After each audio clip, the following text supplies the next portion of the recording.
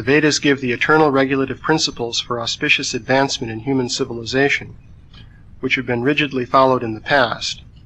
The strong evidence of this principle is the Supreme Personality of Godhead, who is called Janardana, the well-wisher of all living entities.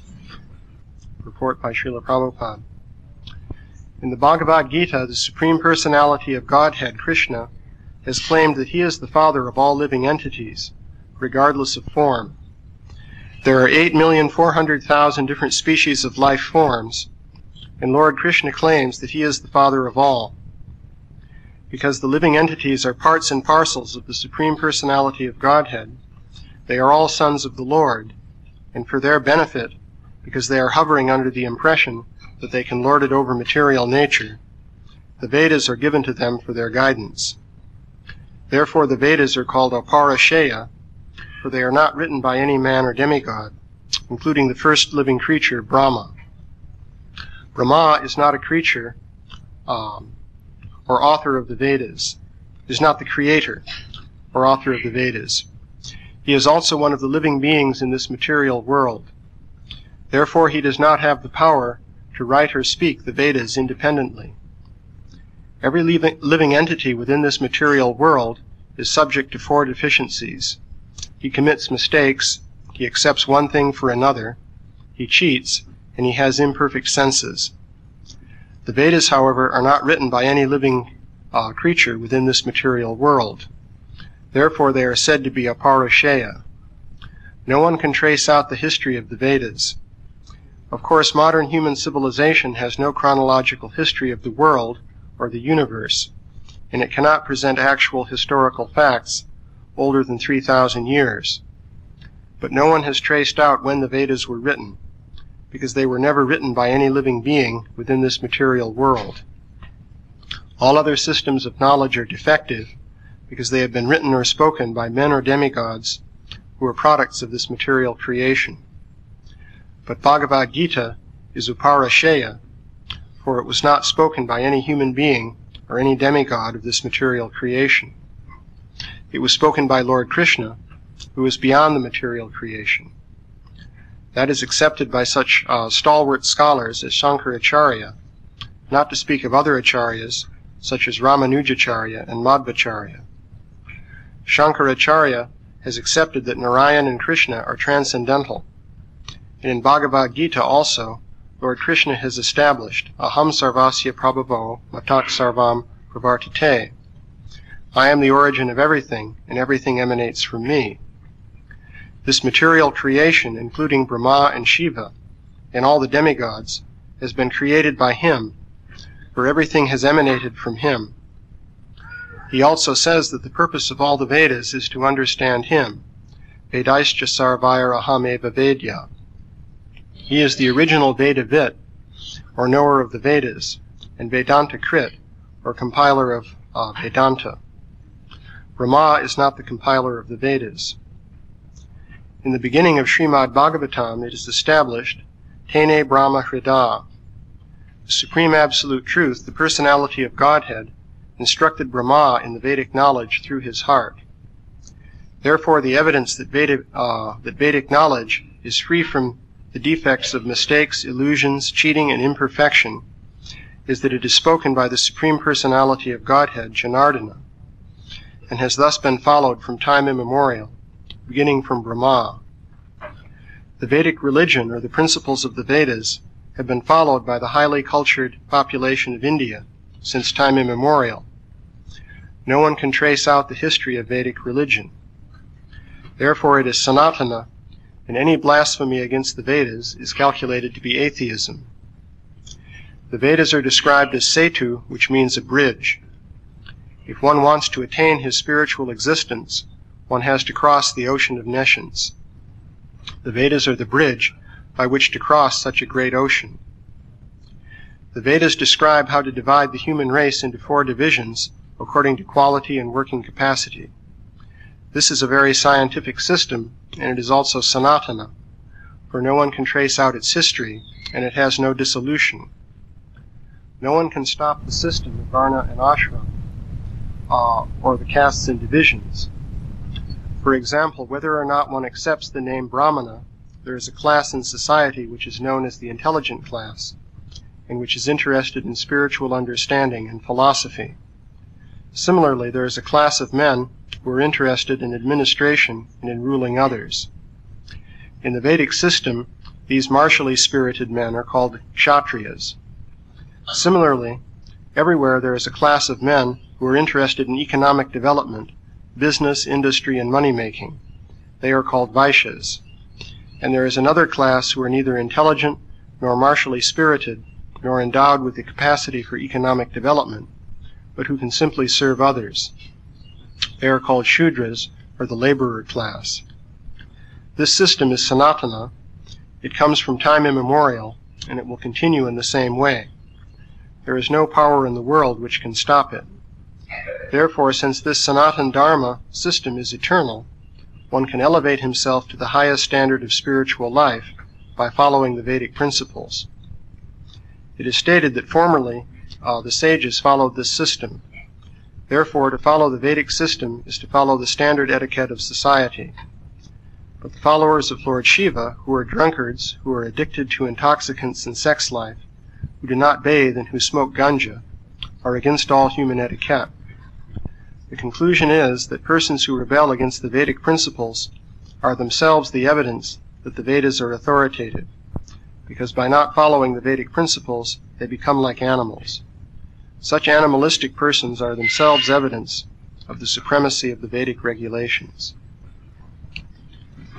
So, the Vedas are being discussed. In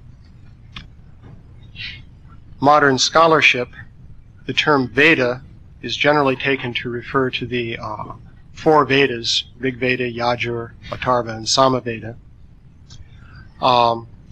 Other Sanskrit literatures in India are classed under different categories, such as Itihasas and Puranas and so forth. The Vedas are said to be aparashaya. Purusha means a person, so aparashaya would mean not from a person. So typically this is applied to those four original Vedas.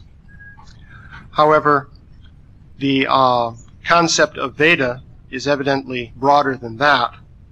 For example, Srila Prabhupada here refers to the Bhagavad Gita in the same terms. He uses the phrase of parashaya in connection with the Bhagavad Gita also.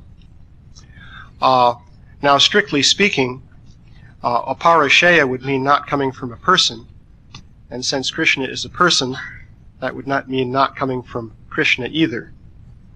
So that would mean then that the Vedas are eternal or co-eternal with Krishna. Of course, there's no real contradiction there, because if Krishna is eternal and the Vedas are eternal, and Krishna has been eternally speaking the Vedas, then it becomes a question of which came first, the chicken or the egg. You simply have the eternal Vedas being spoken by the eternal Krishna. Srila Prabhupada makes a distinction, though, with regard to created beings. He uses this word creature, saying Brahma is not the creator or the author of the Vedas. A creature is a created being who has a history that can be traced back to a certain point in time. Of course, the soul also has no history, but the body, mind, and intelligence of a given creature or created being does have a history. So, Srila Prabhupada is saying here that Brahma is not the creator or author of the Vedas. So, what that would mean then is that when Brahma speaks the Vedas, this information must be coming to Brahma from an eternal source, namely from Krishna. So, there's the idea then that information can pass into the material domain from a transcendental source. So, it may appear that when Brahma is speaking the Vedas that he is composing them or creating them. but actually he's transmitting information which is coming from a higher source. Likewise, the very form of Brahma itself, that is his bodily form with its different capacities and so forth, is also coming from a higher source. So the knowledge that he is speaking, as well as the form through which he is speaking it, both have to come from some source which is eternal. The, of course, contrary theory that you find very popular today is that you start with an absence of knowledge and an absence of organized form and so forth, and by some random process, form and organization come about. So that, of course, is the theory of evolution. So the concept of the Vedas as a Purusheya goes hand in hand with the concept of the living species as being created by an eternal living being who has no source or origin, but is simply always existing. Of course, this is a statement within the category of time, but Krishna is even outside of material time. So,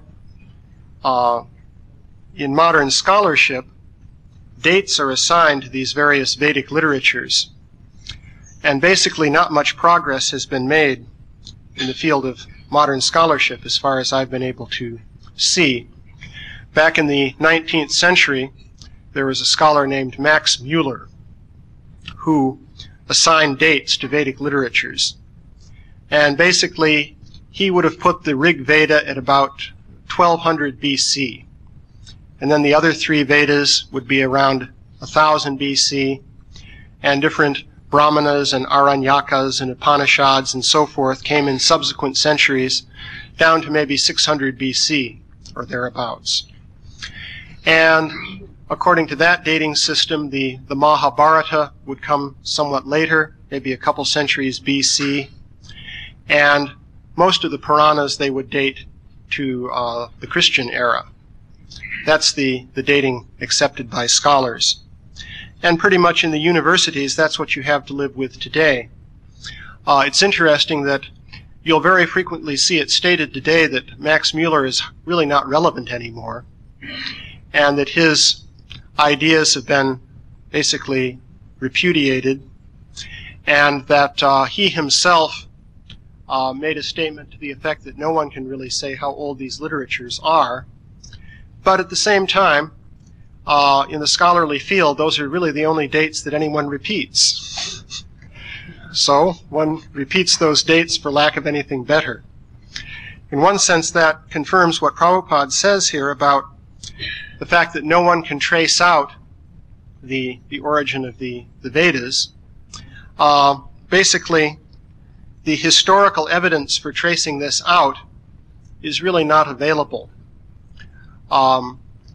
The field of Indology, based on linguistic analysis of texts and so forth, really hasn't advanced much since the days of Max Muller himself. And apart from that, you have archaeology, which deals with artifacts, bones, and potsherds and so forth. But archaeology has not really been able to shed any light on the origin of Sanskrit literature. There are various theories associating different languages with different cultures revealed by the archaeologists, such as the Indus Valley culture. Some would say that Sanskrit was spoken in that civilization, and others would say that some South Indian form of language may have been spoken there. But no one has been able to resolve the controversy. Nonetheless, you have the idea within modern scholarship that everything goes back a few thousand years, and before that you come to a more primitive stage in which people hadn't thought of all these things yet. And as you go back a few 100,000 years before that, you come to a more primitive race of human being with a more sloping brow, and so forth, until you finally get back to the the apes, and finally you reach the primordial Urshlim, if you go back far enough. So, the basic point, of course, that Srila Prabhupada is making is that the Vedas are eternal. That means the information had to come into the material domain at some point in time, or at some points in time. And such information may still come into the material domain. Now, Srila Prabhupada didn't specifically mention the Bhagavatam in this purport, but surely that also is included under the category of Vedic literature, or Veda. The Bhagavatam itself refers to itself as the fifth Veda, along with Itihasas and various other Puranas. So the idea would be that this is also Vedic knowledge. In the future, other Vedic knowledge may also come to be revealed within human society. For example, one may ask what the status, let's say, of the Chaitanya Charitamrita would be, which is only 500 years old. Certainly we assign that equal status to the Bhagavatam. But that's apparently a fairly recent work. But the principle is still there that knowledge can come into this world from another source. So there are many different points made in the purport, but I guess I'll stop there. Are there any questions? Yeah?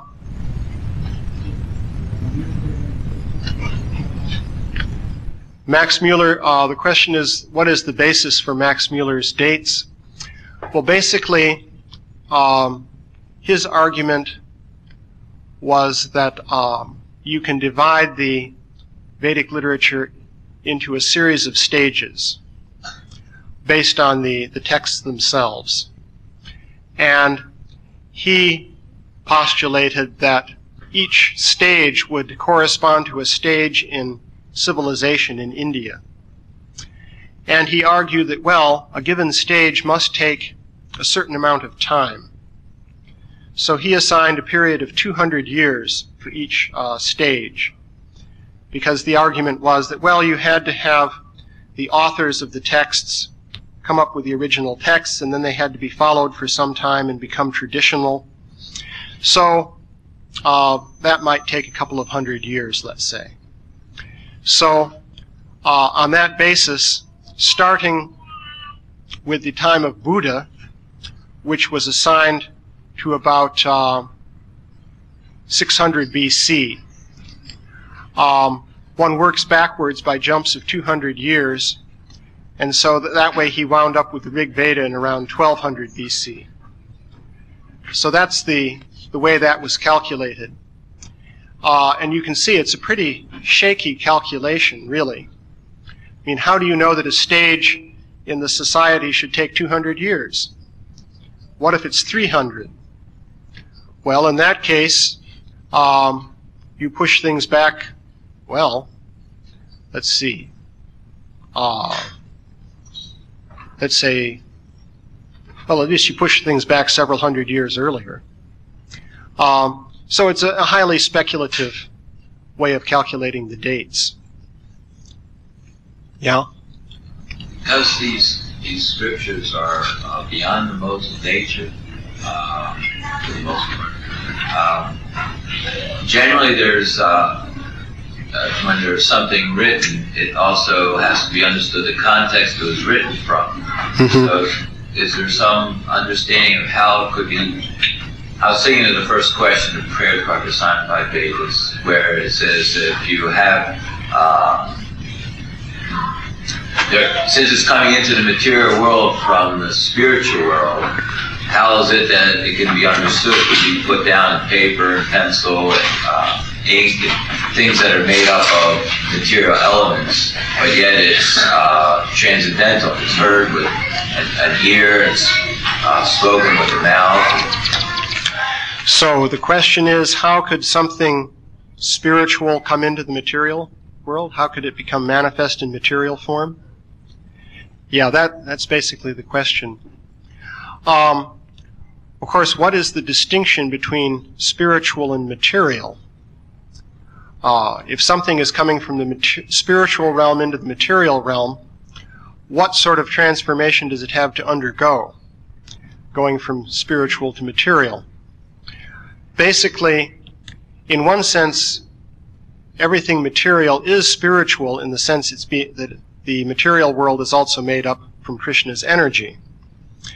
But that energy, the external energy of the Lord, is deployed or manipulated in such a way as to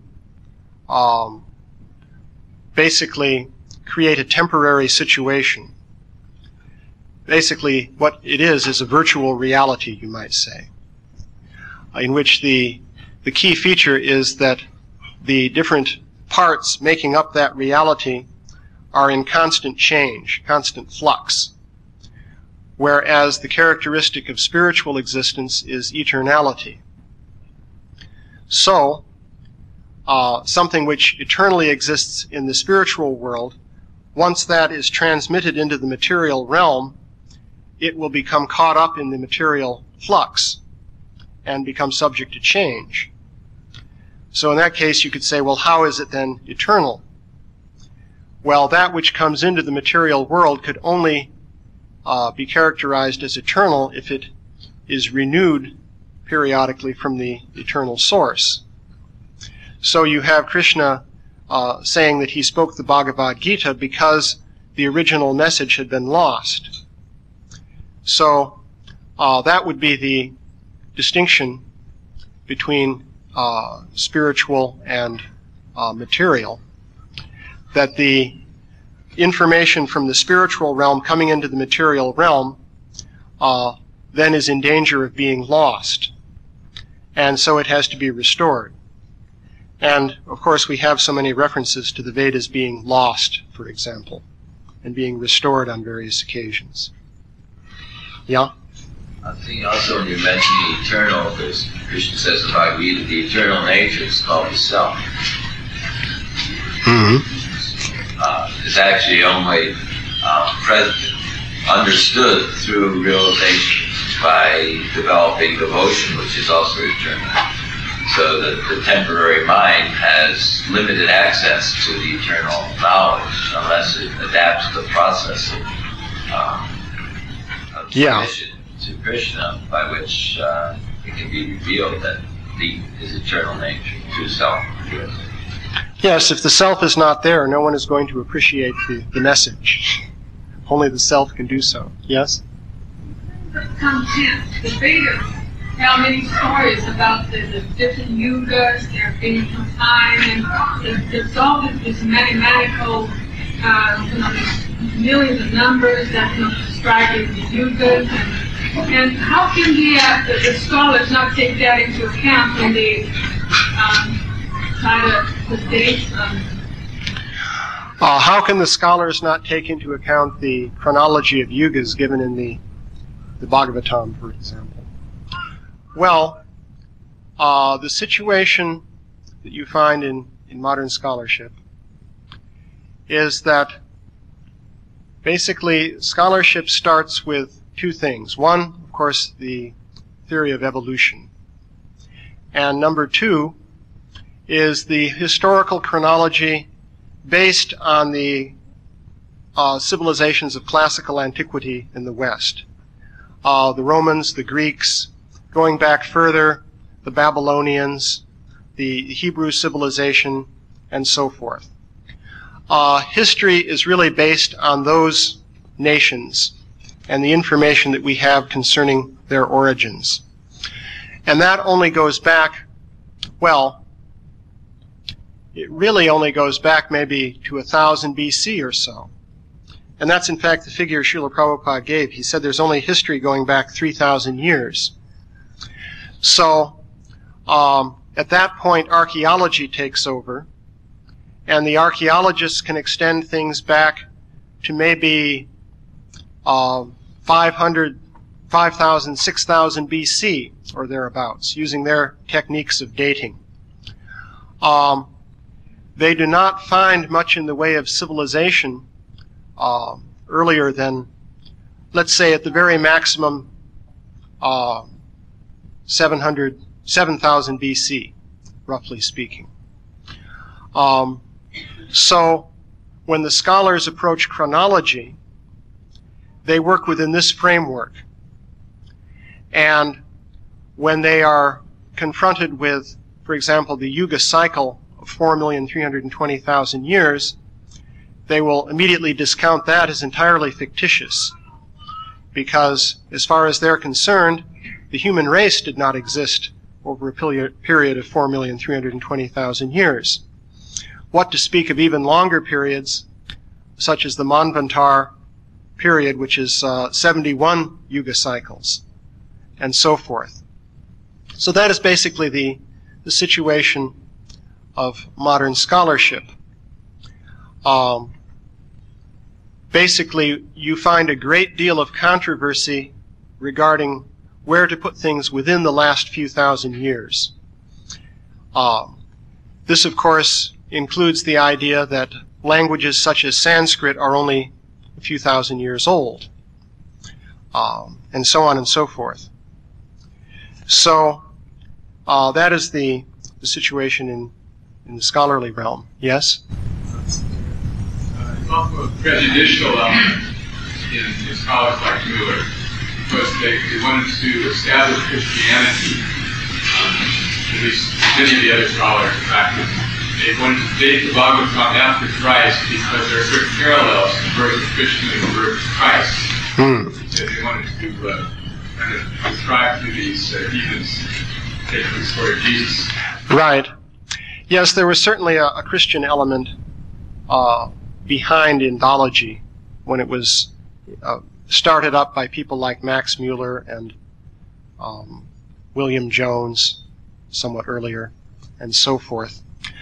It's interesting, the methods of scholarship which these authors employed against the Vedic literature for the sake of converting the Hindus also were applied against the Bible, with the result that you have a general advancement of secularism. So now, in the world of scholarship, people are not openly promoting the biblical view. They may privately be promoting that in some cases, but openly you cannot promote that anymore. But they're just basically promulgating a secular viewpoint based on the theory of evolution. So that's the situation in academia. Yeah? Are there any predictions of future knowledge will come in? Any predictions about future knowledge that will come in? Well, yes. There are predictions of future knowledge, at least on a broad scale, in the Bhagavatam, because, for example, the future history of the Manvantars is given. And, of course, within this period of the Manvantars, there are many pralayas, or times of annihilation. So the basic historical pattern described in the Bhagavatam is one of cycles of creation and annihilation. So, for example, at the end of this Kali Yuga, the Vedas will not be known in human society. So in the next Satya Yuga, then they have to be restored. Then again, another Kali Yuga will come, and then again, another Satya Yuga, and so forth. So you have cyclic creation and annihilation. That's the idea. Yeah? I'm just going to ask that if we want to discussing in current academia in various fields, what's the status, what's the degree of acceptance of the idea that the cradle of civilization is India, the Vedic civilization? I know it seems to be something, it's not just lunatic fringing. In the academic world, what is the status of the idea that the cradle of civilization is India? Generally speaking, that idea is not accorded very much credence. Is that shocking? Yes, I looked at the article by Klostermeyer. Let me just give the basic background. This is the reality in the world of scholarship. Basically, the oldest civilization is regarded as being in the Near East. You'll be glad to know. So, pretty much the Sumerians are still given credit for having the oldest civilization. The earliest development of settled village life based on agriculture is still pretty much assigned to the Fertile Crescent area and to the mountains up in Iran, Zagros Mountains, and that area going into Asia Minor. In India, you have the Indus Valley civilization. There are old sites which tend to be over on the side of Pakistan, such as Mehrgarh, which go back maybe 5,000 BC or 6,000 BC or so. So these are quite old, but not really older than corresponding sites in the Near East and Asia Minor area. So that's pretty much the picture.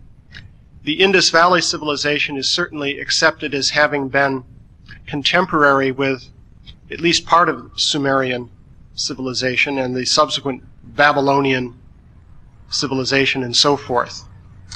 Now, regarding the status of, say, the Indus Valley civilization as Vedic, this is highly controversial and political. Now, Klostermeyer's article, which is in the ISKCON Communications Journal, he was basically following the views of David Frowley and Subhash Kak. Basically, he was following their view. Now, what they have done is put together a history of Vedic civilization within the framework of scholarly chronology. In other words, they have nothing to do with yuga cycles of millions of years or anything like that. And if you mention such things to them, they will kick you out right away, as I learned myself. But they're creating a chronology for Vedic civilization within the framework of accepted scholarship and archaeology and so forth. So basically what they want to do is take the so-called Indus Valley civilization and extend it a bit. They will make it the Indus-Saraswati civilization. They'll say that they have identified the old bed of the Saraswati River mentioned in the Vedas. They will say that this river dried up maybe as far back as 1900 BC. So that means the Vedas had to be at least that old because they glorify the Saraswati. And they would like to say this was the Vedic civilization. So, more or less, a lot of people in the Indological field will respond to this by saying, yes, here we have more partisan statements from the Hindu chauvinists. And this is not really supported by solid scholarship and so on and so forth.